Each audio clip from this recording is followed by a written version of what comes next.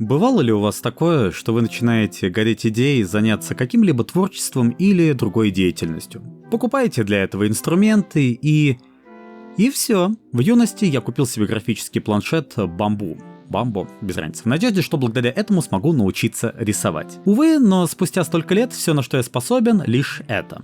По такому же принципу я покупал себе краски, думал, быть может, в реале рисовать получится лучше. Выше вот этого мусора мне прыгнуть не получилось. Потом я думал поступать в театральное, ходил даже в кружки, но весь мой потолок — это кривляние на стримах. В итоге я поступил на педагогическое, отучился и...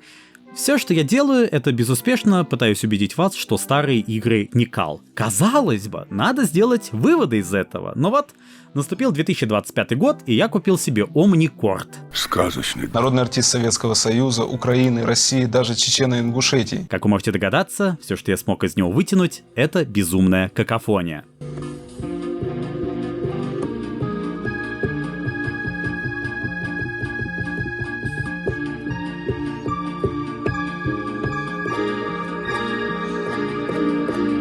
И тут мне стало максимально обидно, так как Omnicord мне влетел в копеечку, откидывать его в пыльный угол как очередную игрушку-однодневку наподобие VR не хотелось бы, а оттого я пошел в интернет с вопросом, как музицировать так, чтобы хотя бы перед собой стыдно не было. Но вот за что мне точно стыдно, так это за то, что ролик идет уже непонятно сколько, а я вам так и не сказал, что сейчас началась летняя распродажа в Стиме, а это значит, что надо затариваться играми на сервисе Купикод. Купикод настолько балдежный сервис, что я просто сдурел.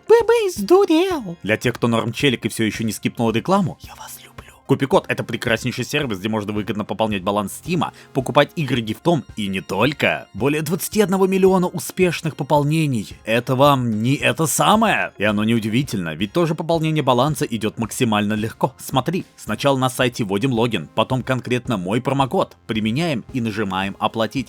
Все, даже проще, чем Gentoo Linux. Мой промокод поможет заиметь скидку до 8% при оплате купикоинами. Это вообще законно делать такие выгоднейшие скидки? Эх, а какие там горячие новинки? Даже горячее, чем раскаленная кочерга в очке. А по моему промокоду так и вовсе можно сэкономить до 5% на покупку новиночки. Ну и самое главное, на Купикоде есть раздел «Недоступный в РФ». Если игра недоступна в РФ по причине обрывалок, то можешь все равно спокойно купить себе игру на SteamHack и быть счастливым. Сервис Купикод. Все нужные ссылки и промокод находятся в описании. Чик-чик!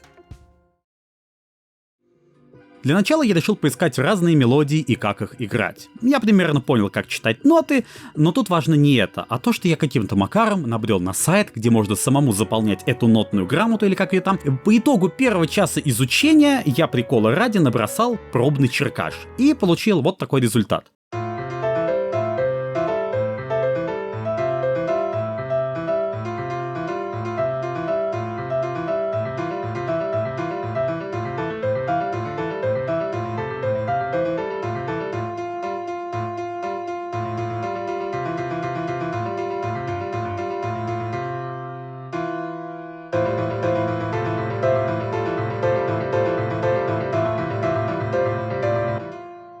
Мусор, конечно, но в этот же момент я такой, а получается именно так многие сейчас музыку и пишут?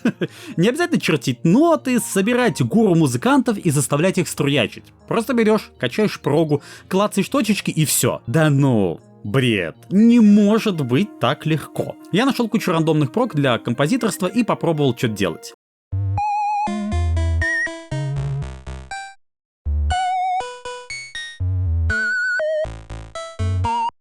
На самом деле этот процесс действительно был сложный, как минимум потому, что я не обладал базовыми знаниями. Что такое мажор, минор, динамика, ритм и так далее. Приходилось просто делать на слух и добиваться того, чтобы звучало прикольно.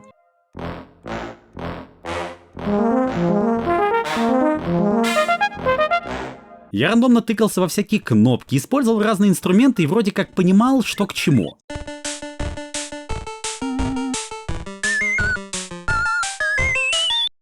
Самое главное, что до меня дошло, так это то, что создание музыки в этих прогах мало чем отличается от написания сценариев в том же Word.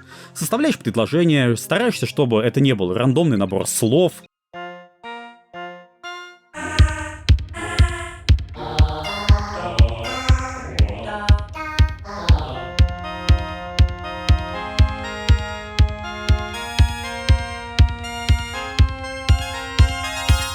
Даже можешь поиграть со шрифтами.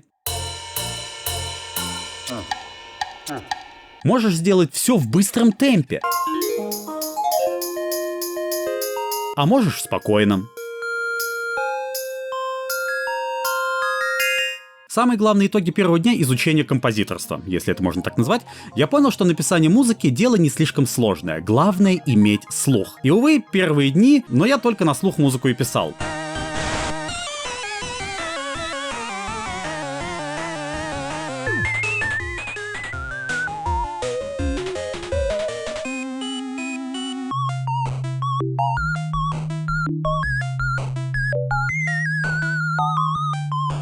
Я буквально в разных программах протыкивал все инструменты, выбирал наиболее приятные для меня по звучанию и строил из этого что-то.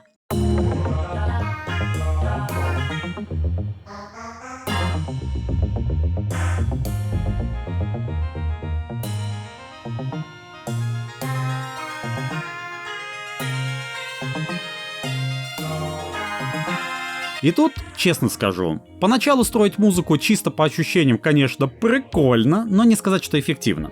Нет, я не пошел смотреть гайды, не пошел в музыкальную школу. Я начал слушать просто свой плейлист, саундтреки из игр и, пытаться понять, что там играет. Я не пытался копировать других, лишь анализировал. Допустим, я понял, что люди часто используют... Это же ударный называется, да? Чисто мелодия играет, а на заднем плане бум-бум-бум-бум. Иногда можно чередовать бум и бадумс. А если есть желание, то можно и динь-динькать.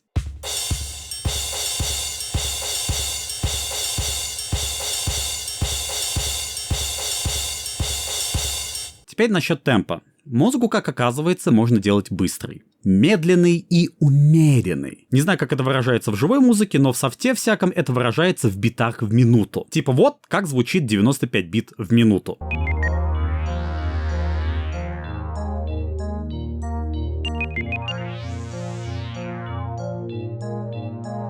Так 150.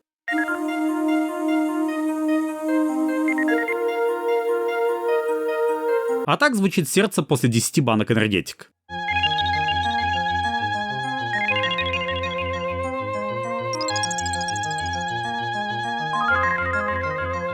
В итоге мой искаженный скибиди-монтажами мозг в конечном счете все свел к тому, что я подумал, любая музыка обязательно должна быть побыстрее, чтобы побольше инструментов и вообще без повторов мелодий.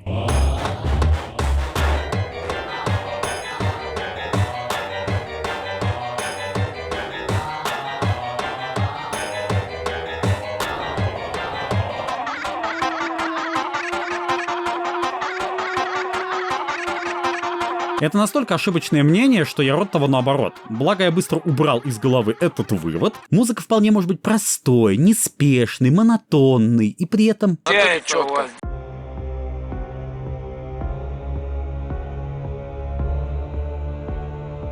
Теперь насчет структуры музыкальной. Я уверен, что у тех, кто этим профессионально занимается, может очко сгореть от этого ролика, но я буду пояснять, как сам понял, и с точки зрения новичка. Звуки в музыке как буквы предложения, главное их правильно чередовать. Допустим, короткий-короткий, тишина, короткий-короткий. Теперь давайте продублируем.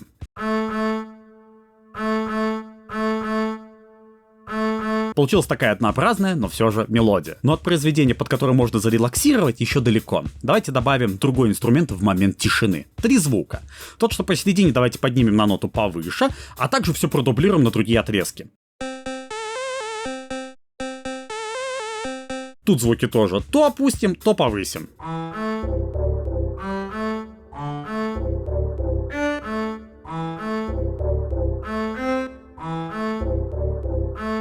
Теперь самое важное. Не стоит забывать, что в музыке так-то есть и звуки длинные. В данном случае я предлагаю в нашей мелодии поставить такую череду легких звуков на задний план. Сделаем их не шибко громкими, чтобы они были подобны легкой дымке для придачи атмосферы. И сразу давайте выставим на задний план ударные.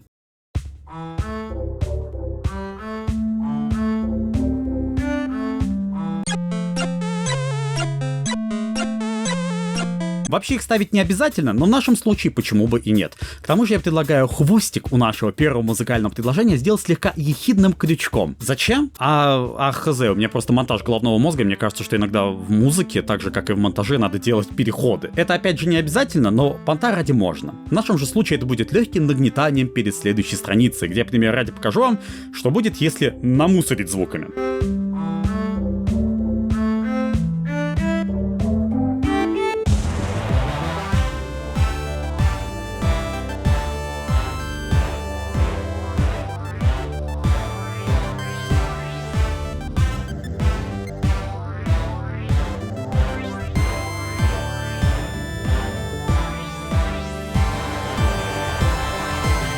Но я хз, под такой мусор только солевых альтушек долбить.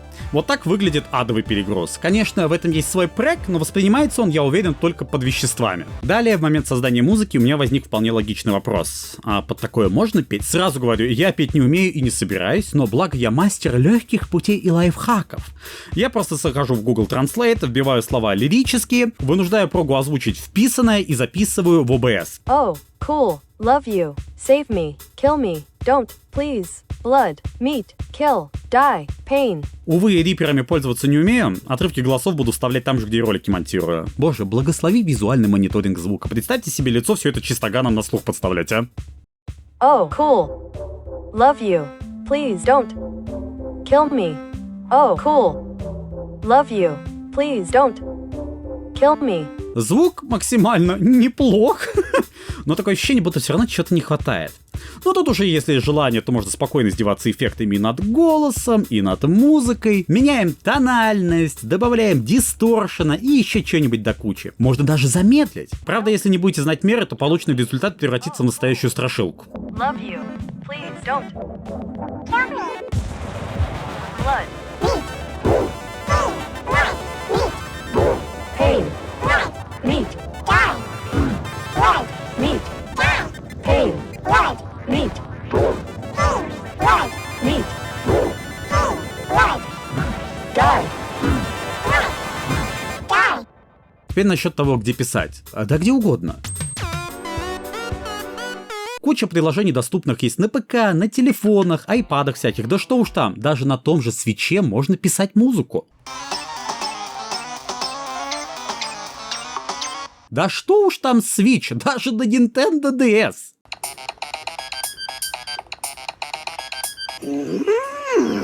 Многие композиторы при написании музыки пытались воспроизвести те или иные события, истории, ситуации. И это хорошая практика. Допустим, как изобразить дождь? Чё-то рандомно дзинькает. А если дождь идет ночью? Добавим на заднем плане какой-нибудь глуховатый негромкий звук для придания нужного оттенка.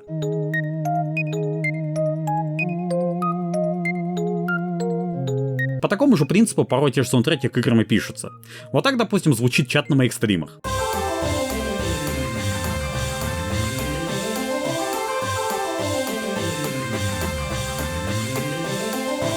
На данный момент я играть не умею совсем и выдаю только рандомные звуки. То бишь я джазист, но именно для таких как я уже сделана куча приколюх для игры одним пальцем.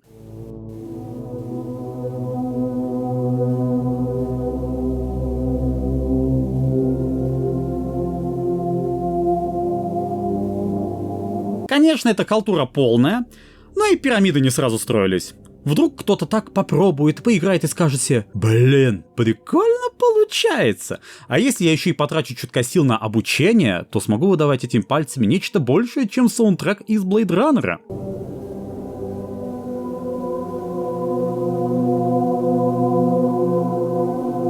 Помните, я в роликах вставлял «Лихолесье»?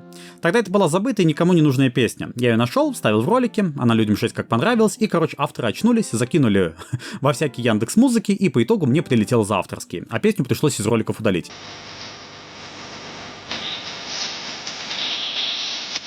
Я, если что, никаких претензий не имею, авторские права мы максимально уважаем, однако я пришел к выводу, что если есть возможность, то почему бы потихоньку не начать самому, то и дело, струячить саунды к роликам. В тех же вампирах я уже свои наработки вкидывал, ибо чё бы и нет. Если что, под вот этот весь высер, что я в прогах делаю, я отдельный канал создал, чтобы основно не засорять. Ну, это я так, чисто уведомляю. Вообще этот год максимально экспериментальный, и таким оставаться и должен. Будем изучать, пытаться самовыражаться. Ведь для этого имеется столько всего нового и неизведанного. Конечно, куда полезнее было бы освоить токарный станок, но я персона творческая. По мне, Голливуд плачет. То бишь ленивый жадный мироед, который за пределы дымчатого Элизиума выходить не хочет. А потому специально для вас, да и для себя любимого, буду пытаться окончательно сломать те рамки, которые за эти годы внутри своей головы и построил. Главное только, чтобы Элизиум не превратился в восторг.